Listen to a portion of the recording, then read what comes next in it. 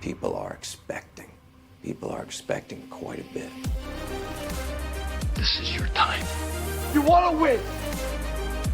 You're going to be like this. There are no shortcuts in life. You'll get better because you make each other better. The inches we need are everywhere around us. I know plenty of people that are capable. I know fewer people that are willing. You have to believe it to do it. Now, what are you going to do? Welcome, everybody, to another episode of Sideline Sessions here on the B Podcast Network. Thanks for being with us for what should be another informative conversation for coaches, for parents of student athletes, for all of those stakeholders involved in youth and high school sports. There's a lot to think about here, a lot to talk about. So my guest today is Krissy Webb. Krissy is the co-founder and executive director of Student ACES, a 501c3 with the mission to create champions. Through Student ACES, Krissy has positively impacted over 50,000 high school student athletes and has taught them leadership skills, values, and character education to be successful men and women in the classroom, on the athletic fields, and in their communities. Krissy coaches both 12 and under softball and flag football.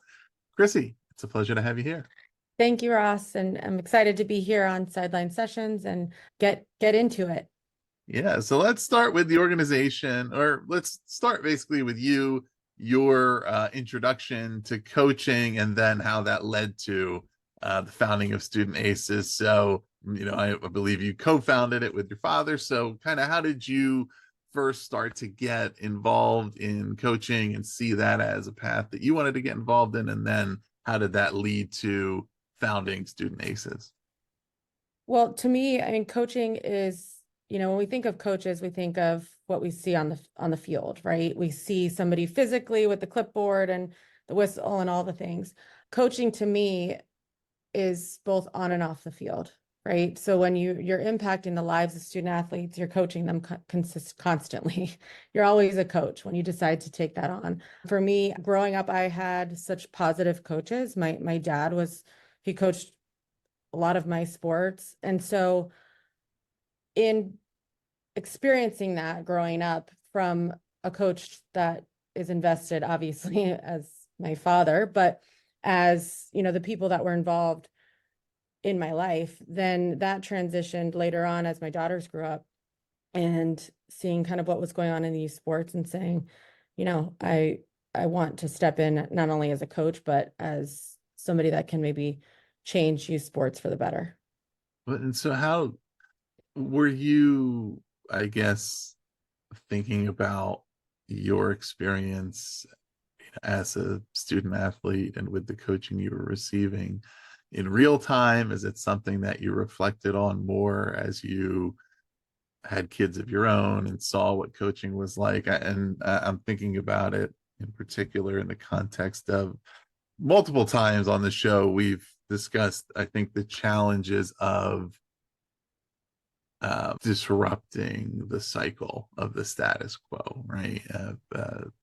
Those who grew up with coaches at whatever level, youth, high school, college, professional, who might not be described as positive coaches, right? Or might have more of that old school mentality of tough coaching bordering on, crossing into that area of going beyond what's appropriate into some things that we now consider more abusive practices, right? But when that's your only experience that you've had, even if you know that you don't really agree with it or you didn't like it, it's hard to make that intentional step to do it differently.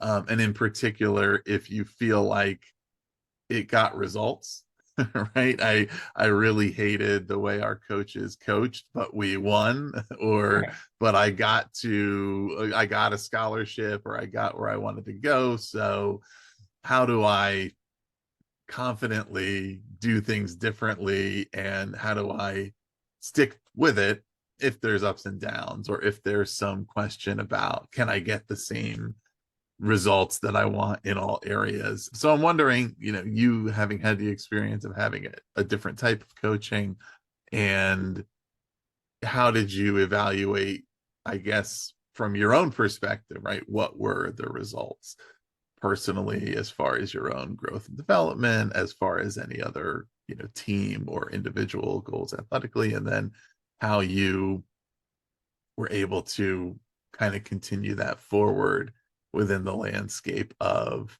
a lot of things. There's certain things we've gotten better at, but then other issues have popped up, of course, as far as the way youth sports are run today.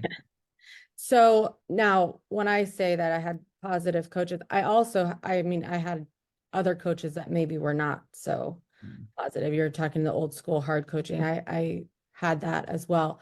The foundation that my parents laid in with my sisters and I was that strong foundation of resiliency and being able to identify that, right? So how people talk to you, or, you have the thick skin to kind of take it and then make your own decisions. So that was that was laid in my foundation early on.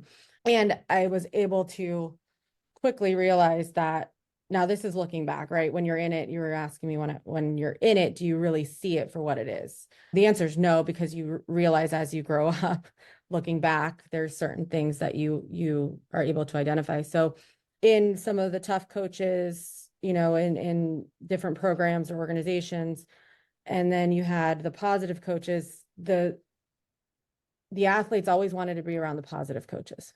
My friends that were most all athletes were at my house with my parents, and they were asking my dad to throw them extra batting practice. And so you realize that the impressions that are made are by positive influences. And the reason why, a lot of the reason why we started the organization, and my passion, is that every student athlete receives that experience growing up or while they're in high school, is that safe, stable, nurturing environment to be able to grow as an athlete, right? Now, not to say that I don't agree with, tough coaching or being disciplined, but, my philosophy is that you're never going to get anywhere by screaming in someone's face, especially during a game. Because Right. you can't coach during a game. You coach and then they play. So, a lot of the different experiences that I had growing up led into starting the organization, and then B, coaching philosophy on and off the field. So whether I'm the student athletes head coach, or whether they're on a team and then they're, I'm coaching them in life. So I did want to talk about, I had mentioned briefly that word character earlier, and that's a word that I think it's not necessarily obvious in the sports context how we're defining that. The word, I think, gets used a lot in by coaches and in sports programs, but everybody might have a little bit of a different way of how they're defining that. So I wanted to ask, how are you defining character in your programs, and how does that relate to your definition of what it means to be a student athlete?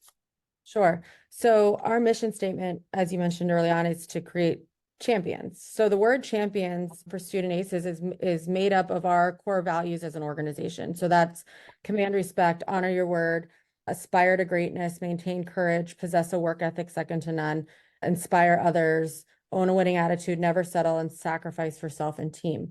So that is what, if Student ACES was built of character, those are our core values that drive our mission and the programs that we deliver to high school student athletes. So our goal as an organization is to introduce the student athletes to these core values. And then from there, the student athletes are challenged to generate their own character, their foundation of character, and what they're going to live by moving forward, right, as leaders. And so in order to have that ability to lead others and to be leaders, then you have to have a solid core value system, and you have to know what you stand for. So all of our programs really push at student athletes to go dig deep and figure that out. And we don't know when that happens because there's life situations. So all of our programs are very interactive. We do role play, we do case studies so that they can think of it in a different capacity. So our student ACES, ACE stands for Athletics Community Education. So if you are a leader and you can, with a solid foundation of character, then in all of those spaces, you can be role models for generations to come. So it's this pipeline of really focusing on character. And, you know, when you ask anyone, whether they're in the workforce or whether they're in high school or whether even at middle school age, who are you, right? Most of them would say, I'm a football player. I have a 4.0 GPA. This is what I do for my job. I'm a teacher, right? So we, in our programs, we say, okay, sports is not who you are, it's what you do. So who are you? And if you can get that mindset to shift, right, then you identify with who you are as a person, not what you do, because we all know that that's going to end. And a lot of things that we see, especially with professional athletes, is this depression or these, I don't know what to do with my life after, or I don't, I'm so used to what I am in sports that it's this whole new revelation of, okay, I have to be, what am I now? And so we hit that head on, and it's a big component of our program. And we actually asked the student that by the end of the program, the goal is for them to say, my name is so-and-so, I'm a person of integrity, I respect my teammates, so on and so forth. Yeah, and when you talked about the mission of creating champions, there's a variety of values associated with that.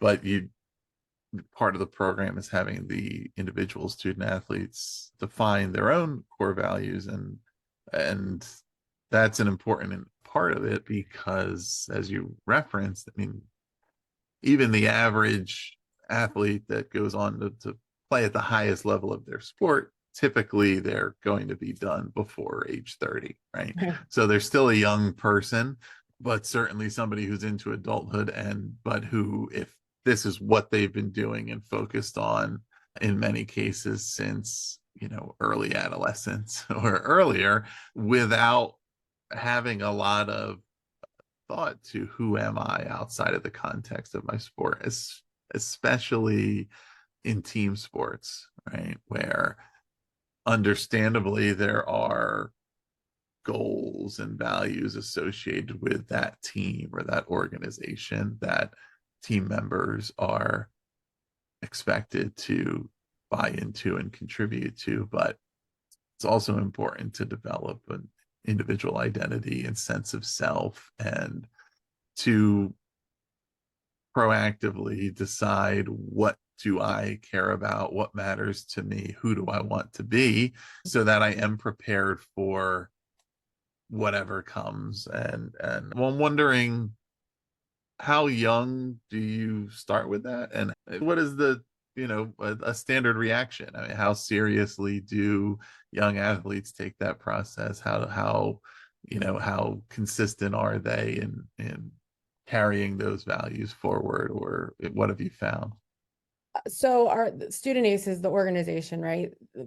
Our programs serve high school student athletes. We have 4 programs and we serve high school student athletes. So when we started in 2013, it was easy to introduce. And then you hear over, gosh, now these kids they're in the business world. Some are married, some have kids of their own, and they're going through life, and they will reach out and say, oh, this is what I took from the class and this is how I applied it. And what do you recommend? So that, again, going back to, you don't know when they kind of figure it out. So they're receptive, yes, but like anything, when it's reiterated or when they experience and have to apply it, that's when it really sticks. Now, my daughters were born in 2012. I have twin girls. They're identical twins. So when we started the organization in 2013, they were babies. So now they're 6th graders, and I'm the house that all of their friends are at. So while it's not a program of the organization, my job is to introduce those core values to others, right? And for my daughters to be those leaders to other kids her age, whether it's at school or, they play every sport at the middle school on and off the field, right? Because it starts with one. And so my daughters will tell you, they understand and they can apply and it's been ingrained in them. And their friends and their teammates, because as you mentioned, I coach their 12 and under travel softball team. They've been introduced to it. They kind of look at you funny in the beginning, like, huh? But then they see you use it and you give them examples and you're giving them examples on the field, right? You're giving them examples how, it shows up in school. So as an organization, we start as early as middle school, but that doesn't mean that that middle school person or that high school person is not teaching it to their younger brother and sister. And that's the goal, is that you don't really know how many people are impacted, because you hope that those people that you impact others. Yeah. It's it's going back to even earlier when we were talking about discipline, right? and what goes along with that is accountability, and it's part of the initial confusion might come from that it's challenging the individual student athletes to exhibit personal discipline and accountability, but for different things beyond what is standard in sports, because it's not just about performance and winning but it's about the things that are totally in your control, who you are as a person, how you behave as a member of a team and as a member of society, and etc. And also trusting that developing those disciplines will lead into better performance in other areas of your life as well, but that it's a lot bigger than that.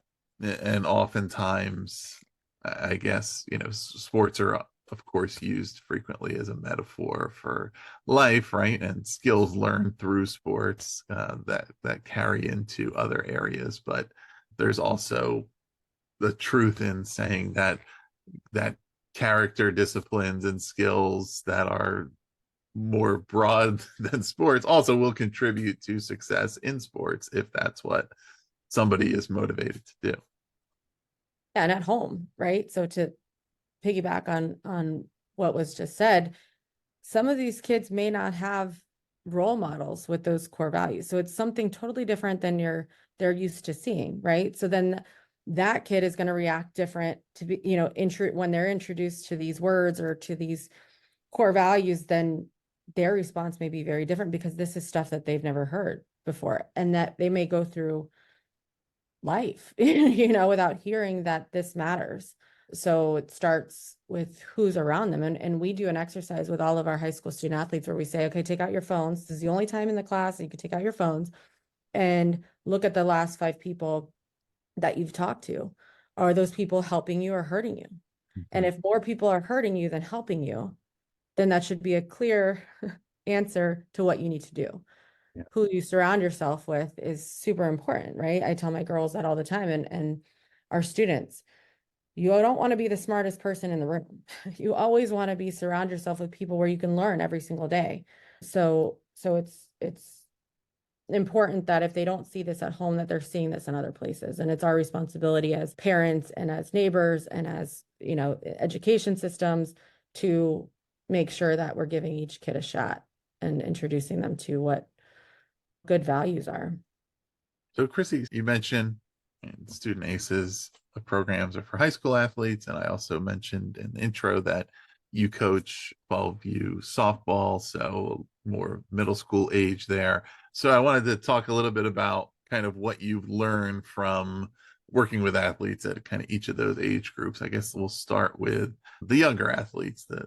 What have you learned from that experience, or what are the things that in particular stand out that would be worth hearing about for somebody else out there? And it could be something, also feel free if it's something specific to the sport. We might have somebody out there who's a coach of softball, or a parent of young softball players, or just things that are particular to coaching athletes at that age. Well, with anything, learning is so important. I think that sometimes coaches think that their way is the best way and they're not going to listen. I learn more from the girls that I coach every single day that makes me a better coach. So I started with a core group of these girls when they were 8 and under. So to watch them develop and grow and to be that person that they look to for guidance and for skills and ability and in softball, it's really cool to see, right? So I enjoy every minute of coaching the girls. Girls are very different than boys, and how we handle emotions and hormones now at this age level of 12 and under. But when I started coaching, I just kind of jumped in. It was right after COVID, and the girls wanted to continue to play after rec, and there was a city organization. And after 2 years of being with the city, I was like, okay, why am I doing this when I have an organization that we can really look at how these girls are developing and growing as student athletes?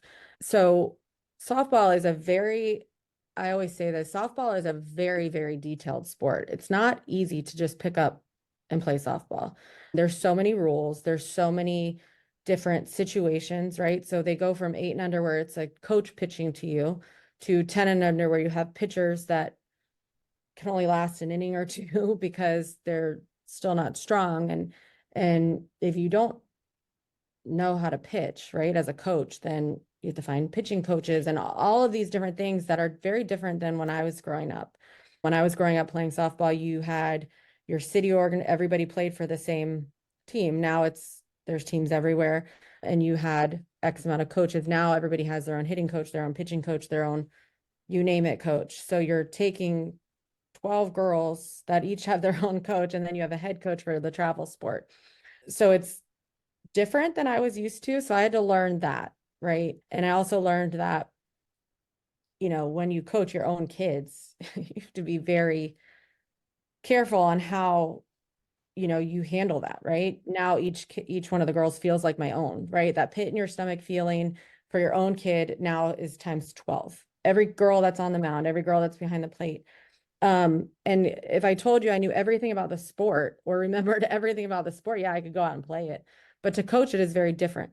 So, just like the athletes have to be a student of the game, the coaches have to be a student of the game.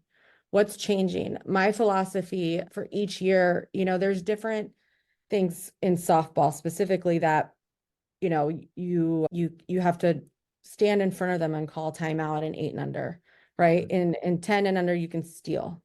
There's a clock, right? So the clock expires after an hour and 10 minutes. You have some coaches that will kill the clock. If there's 3 minutes left, call timeout, tie the shoes, do all the things, right?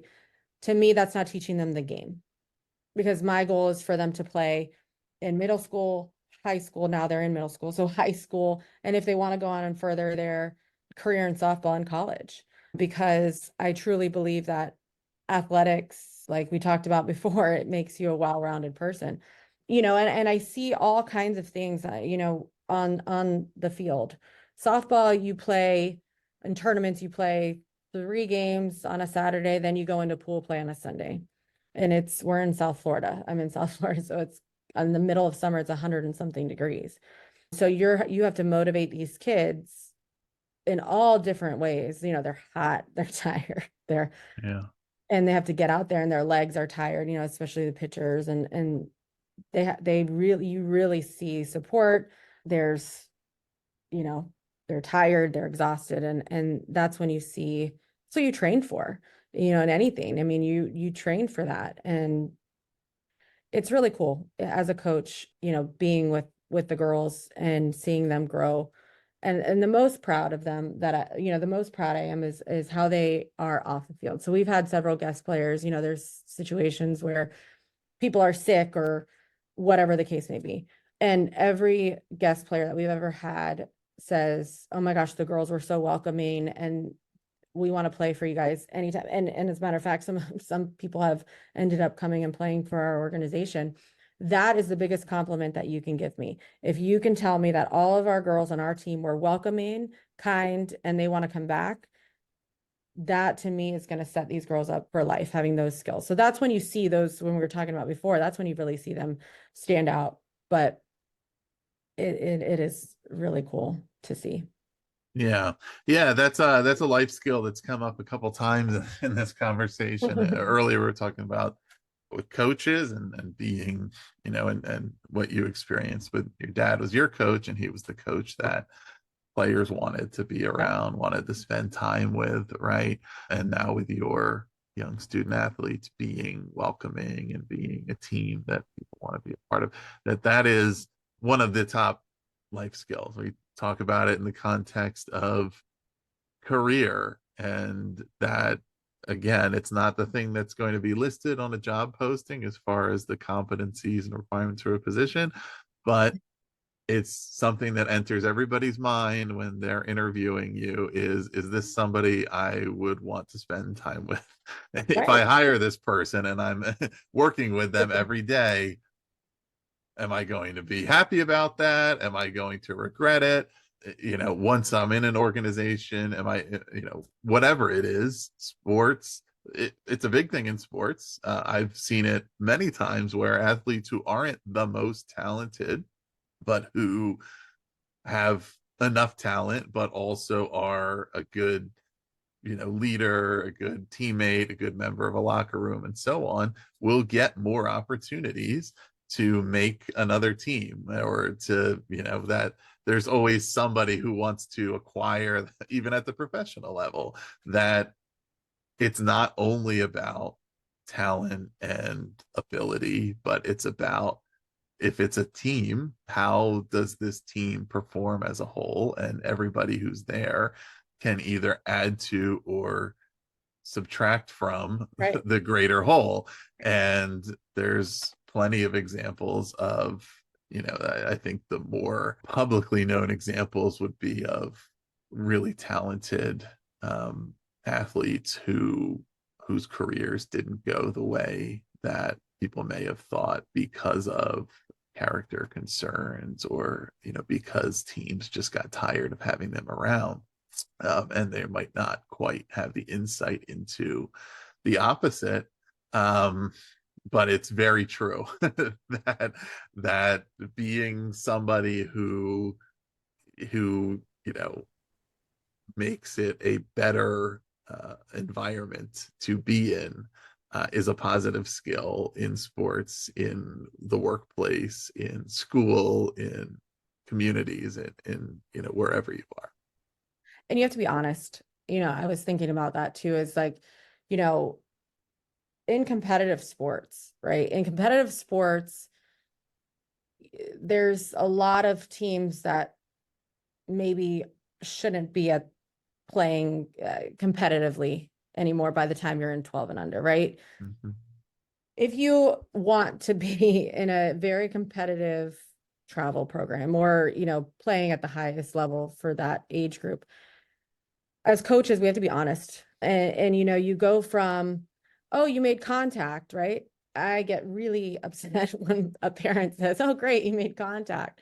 That at bat wasn't that's not a good hit, So, you see a lot of that.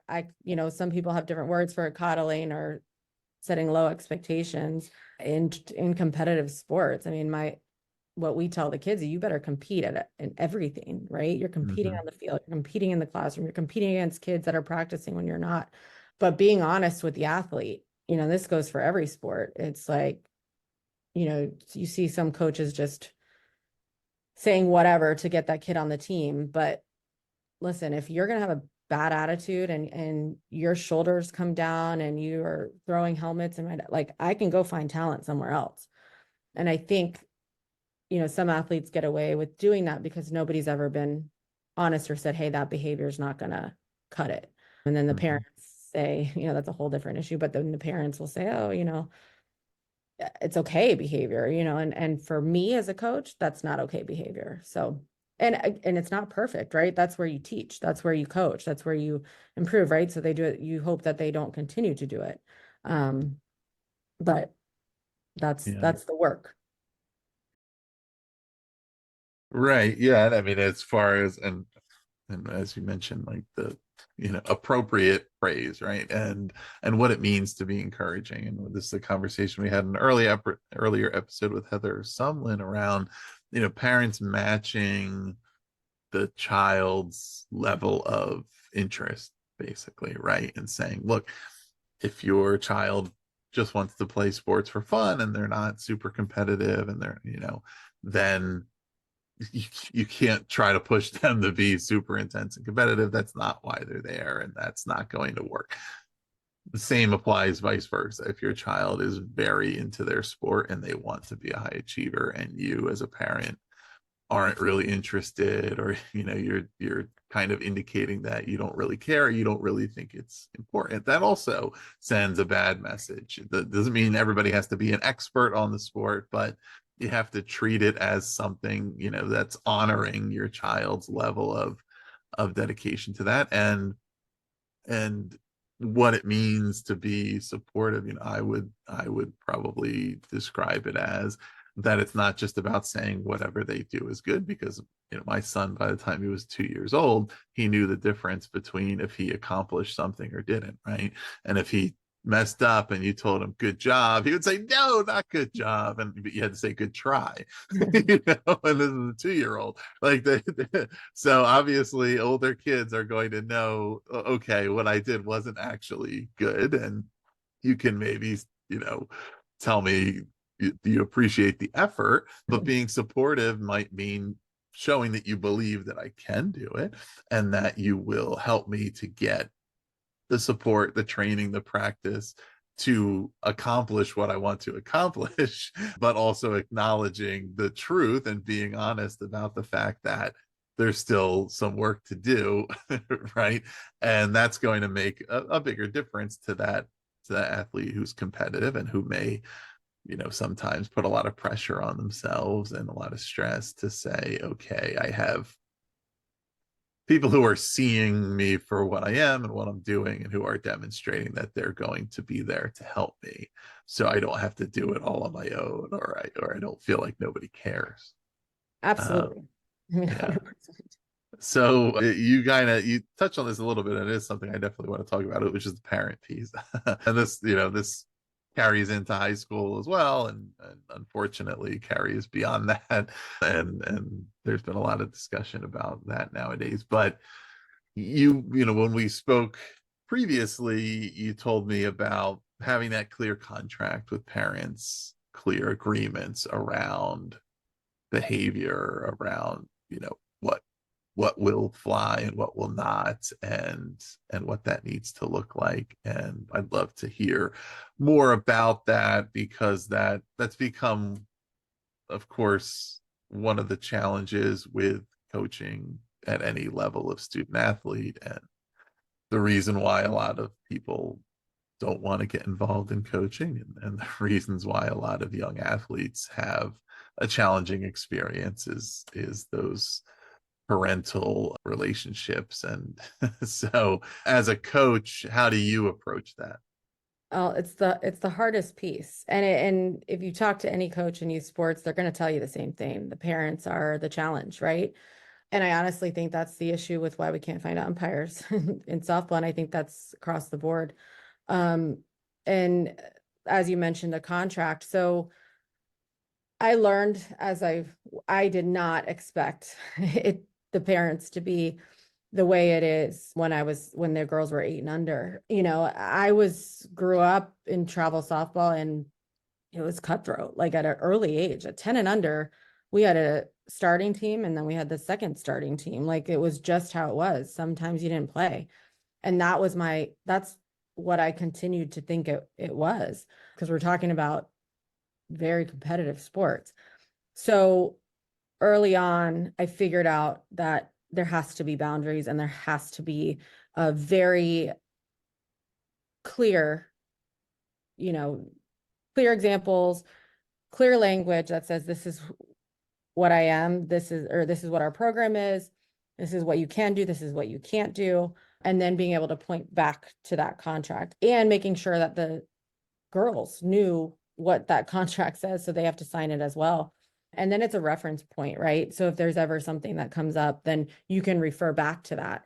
And I cannot stress that enough. If you are a youth coach, high school coach, college coach, whatever, at any level, you want to have that clear expectation, what you're going to bring to the table. And if you're an athlete and you're the parent, you want that from the coach, right? You want to know what the program is, what you can expect, right? Because again, going back to if you have an athlete that just wants to have fun and isn't at that level, then maybe that is not the right program. So I can't stress enough the importance of a contract and what that first parent meeting is like, so that they can ask questions if there is any gray, and that you can get to the bottom of what you expect. I go as far as what I want the athletes to be eating on game days. Like, I don't want greasy food. I don't want, so I'm very particular in what my expectations are and what, you know, I expect from the athlete, and then what they can expect from me. And then the second piece is going back to what you said a little bit about, I call it delusional parent syndrome. And I truly believe that it's a thing, right? Because it is hard. It's hard. You look at your child and you think, oh, my child is the best, right? But if your child is on a team and thinks that they're going to get more playing time, or the situation's going to be different on another team, and they're still in that situation, and they go to another team and they're still in that situation, then it's probably not the sport, right? So then you see where kids miss out on all of this time to play other sports when the parent hasn't recognized that, okay, maybe this is not for my child. I've had the conversation with parents that went something like, just because you purchase catcher's gear, doesn't mean that your daughter is a catcher. Right. This is what a catcher is. This is what the standard is. This is what the expectation is. This is where they should be by this age. Same with pitchers, same with outfit, same with every position. It's two-part, right? It's the drive to want to get better, right? And then it's the ability. Some kids just don't have that ability. As much as they work, and I hate to say it like that, because there's probably other things that they can obviously do very well, but at some level of competitive play, there's just some things that some kids cannot do, like run super fast as an outfielder, or pitch, or whatever the case may be. So you just have to look at that from a parent's perspective, and if you do have those clear boundaries set, then you can say, okay, this is where your athlete is, or whatever the case may be. And then you start to see different levels, right? You see the girls that are growing and surpassing some of the others too. So then there's a separation that happens, the middle school age, that the girls that are, you see the talent level separate, and then it becomes harder and harder, right? You had a lot of teams in 8 and under, you had a lot of teams in 10 and under. Some were really bad, some were decent, some were really good. And then you have some continue on, and then you start to see those bad teams not so good anymore. But you can go around to any field and you can hear parents, and somebody recorded all of it. I mean, it's horrifying. I mean, to the point where I was coaching this past weekend and someone was calling the balls and the strikes. And I'm like, Mr. Umpire, since when do parents get to tell you that you're wrong and you're calling balls and strikes? Like, this is not okay. Or they're picking off signs for 12-year-old girls. Like, that is just not okay. In my book, there's a difference between scouting and being cheap like that. These are kids, right? You want, across the board, you want all the kids to get better, and you want to play the game, because as they get older, they have earpieces. I mean, we just got clearance in softball to have earpieces and watches for pitch calls. So that doesn't work. Again, going back to teaching them to play the game the way it's intended to play. So you have parents that are some don't even really know much about the sport, but they're experts if you ask them. Right. So I've been as blunt to say, okay, I'm not going to coach this game. If you think you can do a better job, you all come and coach these girls and let me know how it goes. I mean, that hasn't happened, but then people quickly realize that working with middle school girls is not the easiest. You're a counselor, psychologist, coach, you know, therapy, Yeah. all of it. So, with the parent situation, it's a challenge. I think it's our biggest challenge in sports because you see it showing up in high school and now college and now the professional, right? It's okay, my kid's not getting playing time, so I'm going to go to another team. Right. That started in 10 and 8 and under. So if they're constantly being moved, what do you think happens when they go into high school and some other coach comes and talks to them, or college, right? Then they're in the transfer portal right away. It's like, because you sat the bench. Well, maybe that's, there's another piece going on there. So what can you do to improve the team? I truly believe that if teams stuck together, and got to mesh a little bit longer, instead of everybody thinking that their kid's the next Jenny Finch in softball, I'm using a softball term, or Derek Jeter, whoever, then that kid can develop in their contribution to a team. Because if not, they're constantly trying to fit themselves into a team. So I don't know the answer yet. I wish I did, because it is a challenge. I do have a 48-hour rule. No parent can come talk to me about playing time or anything with their child for 48 hours, because you have parents that are next to you in the stands and they're telling you what you should do and what you shouldn't do. So until things have settled down, I have a 48-hour rule, and I highly recommend it for any coaches. Yeah. Yeah. And I mean, I think certainly a lot of it can go back to that, piece of matching the child's level of interest and passion. And if there's a kid whose ability just isn't quite showing up yet, but they are determined, like, this is what I want to do, then their parent can support them and continue to pursue that sport, doing it appropriately, right? Not arguing with the coaches and things, but encouraging them to just keep trying, keep improving.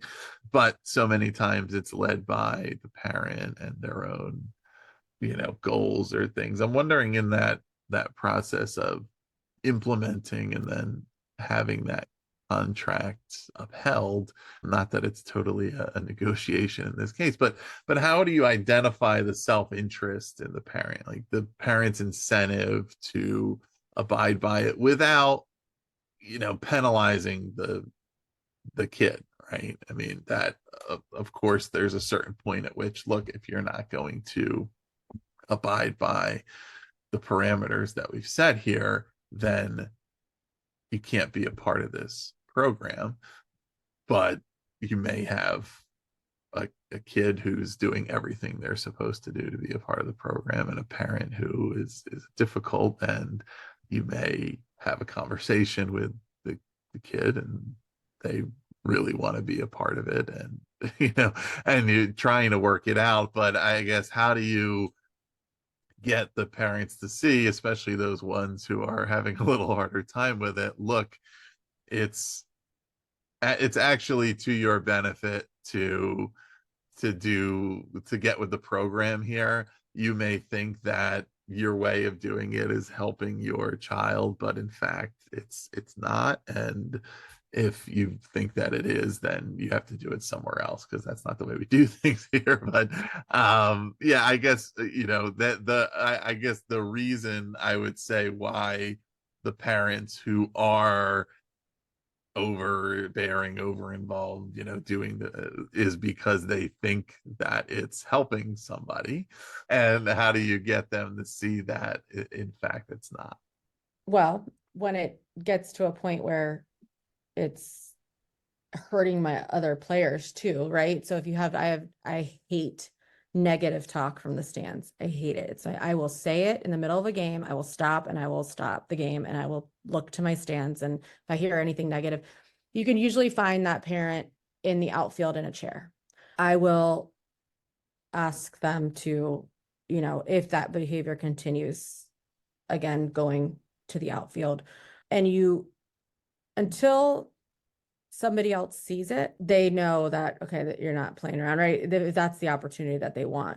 Unfortunately, you do have situations, and I've had situations where the kid's great and the parent just is a challenge, and you're being cursed at, or whatever the case may be. And it does hurt the kid. Now, let me say this too, any of the parents that are listening, coaches talk and people talk. And so what you have is sometimes where they blackball their own kid from all different teams because nobody wants to deal with it. So, you know, there's a lot of great parents, you know, there's a lot of supportive parents. I love all of the parents that we have now. It's taken takes a little while, but you know the behaviors you want and you don't want. For buy-in purposes, I think that comes from the confidence of the coach. Like if you know that this method works, but you're willing to also learn new ones or listen to the girls, you know, there's different ways. Again, going back to like my way is the highway. So you create that conversation and you create that buy-in that way. You respect everyone, you respect the girls, and you know what you're bringing to the table, and you know that it works, right? Again, they're still 12 years old, so you know, you can have all the talent in the world. And this past weekend, our girls played just one game and it didn't even look like the same team. You don't know, you're dealing with all different kinds of things, and that's sports across the board. But that buy-in is that confidence from the coach that says, okay, this is what will work. You know, if there's anything that I'm missing too, you have that conversation. But again, that confidence in your program and the what they see. You know, I've had a couple of parents, and not what I said before was the best compliment you can pay me is that my girls represented the organization the way it needs to be represented, and that they were welcoming and they have friends of, you know, that they are good people, right? And for me, you know, I've had some parents say, hey, you really encouraged my daughter from the other team. So, you know, walk the walk, talk the talk, you know, the saying, it's a brand for us too. And we can't be teaching character and leadership to kids all over if we're not doing that on the field. And so that's the best compliment you can pay me. And I think that creates the buy-in. Again, you're not this, you know, it's not always sunshine and rainbows, as you say. It's hard. It's hard work. And, you know, there's still girls that some days they have bad days and they have attitude. One of my twins, she puts her shoulders down and it drives me nuts, but she's super, super competitive. So they're learning all of these emotions, right? Mm-hmm. We had a situation where, you know, you shake hands in the middle of the field, and the other team, it was a 3-2 ball game, you know, last play of the game, and they're coming over and raising their hands above our dugout for our girls to go through the dugout. And I had to tell the coach, listen, this is not what we're teaching these girls. You know, that's, yes, maybe at the 8 and under age, but like as they start to get older, it's okay for kids to be upset with how they played or their hit or whatever, but only for a couple seconds. Then they have to go play in the field, or then they have to go to bat, or whatever the case may be. And same with the parents. Like it just is part of the game. If you watch the college girls play, I mean, they're getting blown out and they're still cheering as loud as possible. That's why I love college softball, because that you don't lose that fire. And that's hard to explain to a middle school kid, because they're dealing with so much. They're trying to figure that out and figure out how that shows up. So I think buy-in is created by action. I truly believe that. Excellent. So, Krissy, I want to finish with how you define, how you evaluate your success as a coach, or what it means to be successful if you're being successful. And, you know, and you're coaching at a couple of different levels, so there may be some differences. You know, it might not be as extreme as if I'm coaching T-ball.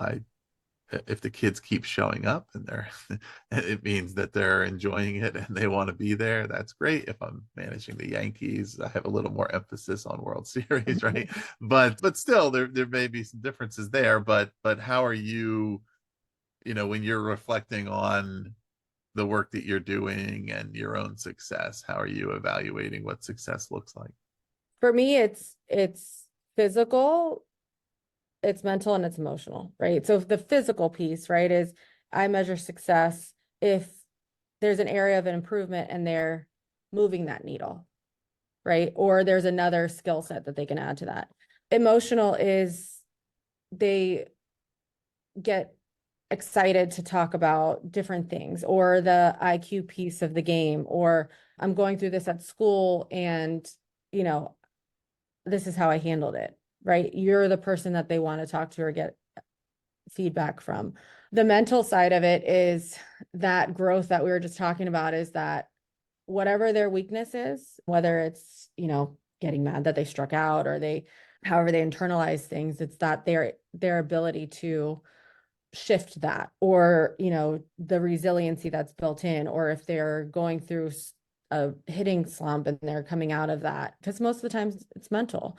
So I measure success in that, but the biggest way I measure success is that I get invited to say they're up for an award at their school, or that they're telling me about that, or that they're, they always want to be around the environment that I'm in, meaning they all want to go in the car to go eat, or they want to be, and I'm very structured and disciplined. Like, my girls are not allowed to have phones when they're at a restaurant together because they have to talk to each other. That's the team dynamic. And they all want to be around that. So that just tells you that they enjoy being around the culture that is created. So I look at it from a very high level. And I think that's because in working with high school student athletes and having now a lot of college athletes and even professional athletes, you realize quickly that at 12 and under, there's no scouts. So this is the development time. So they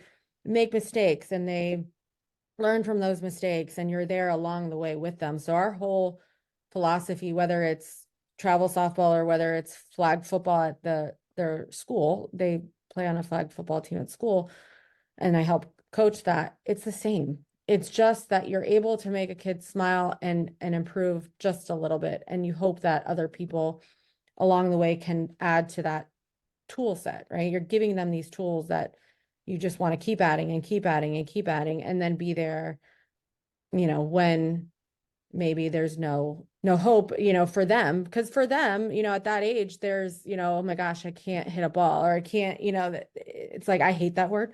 I hate can't. It's not allowed, but that's how they feel. So you have to recognize that that's how they feel, and quickly pivot them to being able to see that that's not how it's going to be. So long answer, but that's how I measure success. And that's kind of what my scorecard is as a coach. Excellent. Well, listeners, we hope you've enjoyed this episode. If you want to learn more about Student ACES, the website is studentaces.org. Krissy, if people are in your area, who can get involved? How can they do that? So any of the high schools in South Florida, so that's Palm Beach County, Broward, and Miami-Dade, we have different programs that are offered throughout those counties and for high schools. So my contact information is on our website. Feel free to reach out, ask any questions. We are very open and willing for schools to get involved in our programs.